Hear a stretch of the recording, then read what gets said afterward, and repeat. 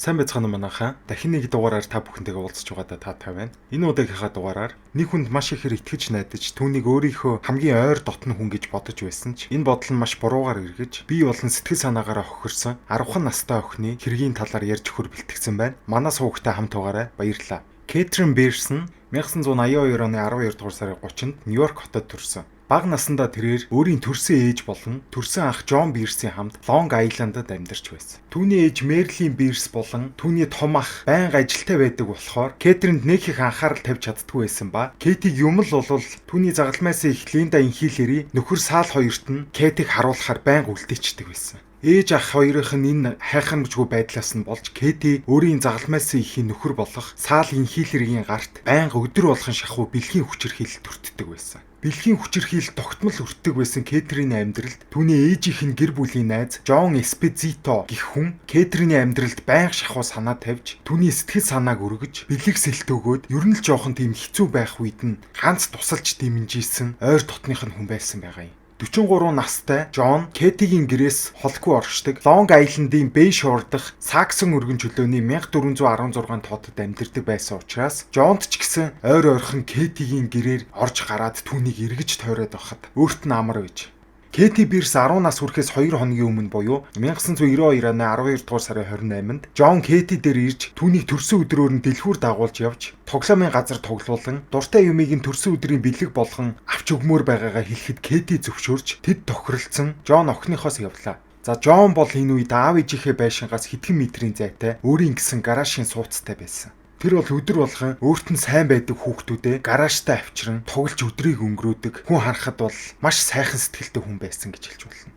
Джон бол насанд хүрсэн эр хүн байсан учраас түүний гэр бүлийнхэн аав ээж нь бол түүний амьдралд нэх оролцоод байхгүй өөрөө мэдж байгаа байлгүйдэгээл орхисон байсан тийм үү. Джонны гараашийн сууцныхаа доор бетонын шорон маягийн юм хийсэн байсныг гэр бүлийнхнээс нь хинэн ч мэдтгүй байв.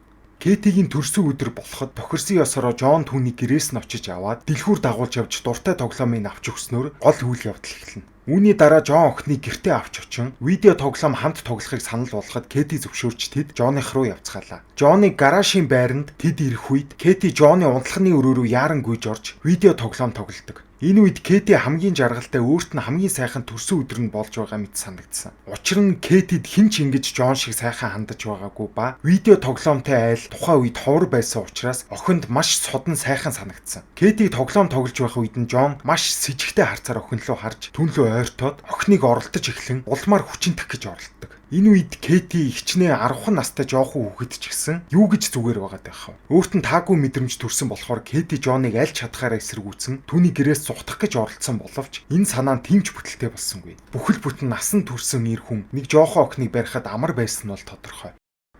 Джон Кэтиг маш амархан барьж аваад нөгөө өөрийнхөө байрны доор барьлах аимшигт бүнкэрлүүгээ охиныг орилуул чарлуусаар чирэн оров. За энэ Джонны бетонын шоронгийнхэн талаар ярих юм бол 6 фут урттай, хонглын хаалх нь 200 фут орчимжийнтэй. Үүднийх нь хаалх нь Джонны офисын номныхын шүүгийнх нь ард нуугдсан. Хинч хараа цаана нь юм байгаа гэж бодогдохооргүй маш нууцлал сайтай, аимшигтай газар юм. Энэ бетонын шорон дотроо дуу чимээ нэвтрүүлдэггүй байхаар хийгдсэн ба ор зурагт бие засчгаар жижигхэн нэг нойлтой. CCTV камерын системтэй, авс шиг жижигхэн хэмжээтэй, маш агаар муутай, тийм л нэг жижигхэн өрөө. Энэ өрөөндөө бол Джон олон жилийн өмнөөс Кэтриныг авчран хорхоор урдчлан тусгайлан бэлтгэсэн. Кэтрин л энэ дотор байж чадхаар тийм жижигхэн хэмжээтэй газар. За охиныг хулгайлсныхаа дараа Джон бол Кэтриныг өөрийг нь хутга барьсан хулгайсан гэсэн зурвас хүчээр бичүүлдэг. Энэ зурвас нь хожим цагдаа нарын мөртлөгт ихээхэн цаад болж байсан ба дээрээс нь нэмээд ойр хавийнх нь хуршууд Джоныг сайхан ааштай хүн бөгөөд таарсан хүн болгонтойгоо л мэдлдэг тийм сэтгэл сайтай хүн гэж цагдаа нарт мэдүүлж байсан учраас хэн ч ихэндээ Джоныг бол сэжиглээгүй. За тэгээд Джон Кэтриныг хүчээр зурвас бичүүлснийхээ дараа энэ зурвасынхын талаар аав ээжт нь хэлэхээр гэрээсээ гараад явхаар болдог. Гарахаас өмнө тэр Кэтриныг бункрийнхаа арай том хэсэгт нь оруулахыг зөвшөөрсөн ч яг явахынхаа өмнө бодлоо өөрчлөөд өгөөл нэг авс шиг жижиг хэмжээтэй өрөөрөнд буцаагаад оруулсан. За гэрээсээ гарсныхаа дараа Джон Неконсет дэх Spaceplex тоглоомын газар руу явж гадаа нь байрлах төлбөртэй утас ашиглан Кэтриний бичиж үлдээсэн тэр захидлынхын талаар гэрийнхэнд нь бол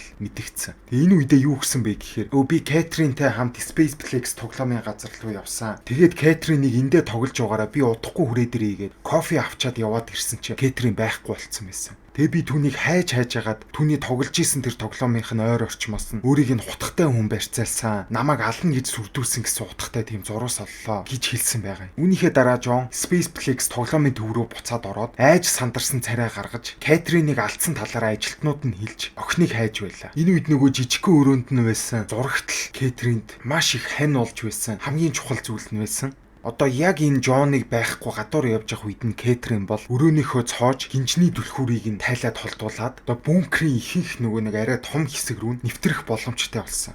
Джон Кэтрины ээж ах хоёр болон тэр газрын ажилтнуудтай хүүхдүүдийг нь хайж хагаад гэртээ ирэх үед Кэтрин бункерийн арай том хэсэгт байж байгаа түүний чимээнээр нь нөгөө жижиг өрөө рүүгээ буцаад ордог. Джон гаднаас орж ирсэн даруйдаа Кэтрин түүнийг насан туршид нь энэ бункерт байх бодолтой байгаагаа хэлж Кэтриныг насанд хүрэхээр нь түүнтэй сууж хүүхэдтэй болох санаатай байгаагаа ч цухуулгаж ирсэн. Эннийх нь хариуд Кэтрин чи ямар ч мөнгөгүй штэ. Тэгээ би энэ бункертэй насан турштай байна. Чи намайг хараад ажил хийхгүй. Хүүхэд чи яаж сургуульд явах вэ? Тэр надтай хамт ингээд энэ бункерт байлаа. За болий. Чамтай хамт дээр байлаа гэж бодоход тэр нийгмээс тусгаарлагдчихл таараа. Тэр насан туршсан хойноо хаана ажиллах вэ? Нийгмээс тусгаарлагдсан хүүхэд чинь ажлын газрын хамт олонтойгоо ингээд ойлголцоод явж чадах уу гэж асуухад Джон хариуд нь чамайг би энд ингээд авчирч хорих гэж 2-3 жил зарцуулсан. Энэ хоорондоо бол би зүгээр байгаагүй. Ажил хийсэн. Маш их мөнгө төгрөг хадгалсан. Хүүхдийнхээ ирээдүйд битгий санаа зов. Би та хоёрыг тийжих хангалттай мөнгө төгрөгтэй гэж хэлж ирсэн байгаа юм. За тэгээд охин нь ингээд гэр орондоо ирэхгүй 4-5 хонсон ч гэсэн ээж нь бол ерөөсөө Джоныг бол сэжиглээгүй. Нөгөө хутга барьсан хүнээ хайгаал яваад байсан.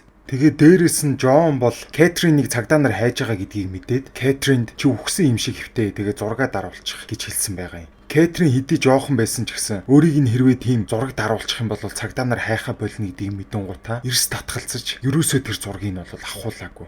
Энэ нь ч гэсэн Кэтрины бол зүв байсан. Яагаад гэвэл хэрвээ Джон Кэтрины үхсэн байдалтай зургийг аваад ямар нэг байдлаар Кэтрины гэр бүл болон цагдаа нарт тэр зургийг нь үзүүлчих юм бол охиныг нас орсон гэж үзээд эрен хайх ажиллагаагаа зогсоож магадгүй гэдгийг Кэтрин тэр үед маш сайн ойлгож байсан байгаа юм. За яг мөрдлөг мухардж байгаа энэ үед Spaceplex-ийн ажилтнууд Кэтриныг алга болсон өдөр Кэтриныг хайхаас ч өмнө Джон Кэтринтэй хамт ирээгүй түүнийг ганцаараа ирсэн гэж цагдаад мэдэгдэнэ. Үүнийг сонссон цагдаа нар Джоныг шалгаж үзэхэд тэр өмнө 2-3 өөр хүүхдийг хүчирхийлж исэн гэдгээр шалгагдчихсэн. Мөн Кэтрины ээж ах хоёртой маш ойр дотн харилцаатай байдлаас нь болоод Джоныг Кэтрины алга болсон хэрэгтэй хамаатай байж болох үс хамгийн өндөр магадaltaй сэжигтэн гэж тодорхойлдог. Үүнээс удалгүй цагдаа нар яаралтай ажиллагаа явуулан Джоныг гэрээс нь баривчилжээ. Түүнийг барьж яваад Кэтриныг хаана байгаа талаар нь асуухад Джон бол өөрийгөө гин буруугүй гэж гүрийж ирсэн.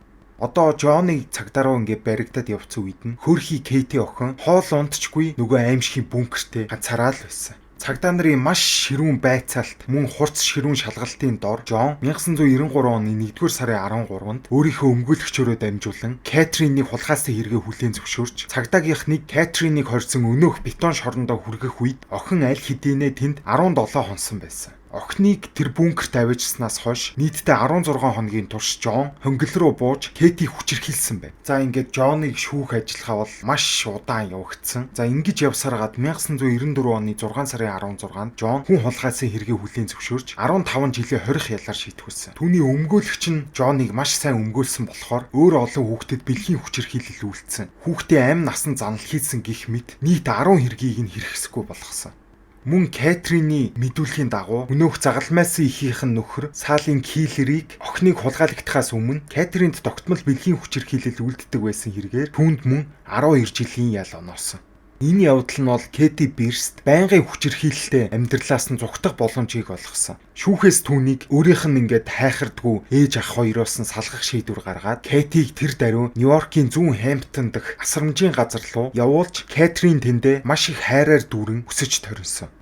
За одоогоос 11 жилийн өмнө буюу 2013 оны 9-р сарын 4-нд Джон өөрийнхөө хоригдож байсан шоронгийн өрөөнд нас барсан байдалтай болцсон. Түүний үхлийг цагдаа нар шалгаж үзсэн ч байгалийнхаа жамаар л өнгөрсөн гэж эцэст нь тогтоосон байна. Кэтрин өдгөө гэр бүлтэй 2 хүүхдээ ээж болсон бөгөөд бизнесийн удирдлагын чиглэлээр боловсрал эзэмшиж цаашлаад Пенсильвани хөдөө тосгонд хуучин гэрийнхээ ойролцоо даатгалын борлуулалтын чиглэлээр ажиллаж байна. Кэтрин насанд хүрсэн хойноо дурсамж номоо бичиж энэ бункер шоронд хоригдож байсан үеийнхээ зовлонгийн тухай олонд ярьж хүмүүст урам зориг өгдөг илтгэгч болжээ. Энэ дурсамж номондоо Кейти түүний хоригдож байх үед Жон охины өрөөнд хүнжил тоглоом түргэн хоол хийжүүлсэн ундаа өгөх зорилгоор орж ирж өөрийг нь удаа дараа хүчирхийлдэг байсан талаараа бичсэн байдаг. Кэтрин бол Жоныг шоронд үхсэн байцныг нь сонсоод шууд хэвлэлийн баг хурал хийсэн. Энэ хэвлэлийн баг хурлынхаа үеэр би үүнд баяртай байна гэж хизээч хэлэхгүй. Гэхдээ би түүний үхэлд бол харамсаагүй. Нагад цах дүүгээ алдсан гэр бүлийнхэнд нэмэгнэл илэрхийлье. Гэхдээ Жонд бол би хизээч нэмэгнэл илэрхийлэхгүй.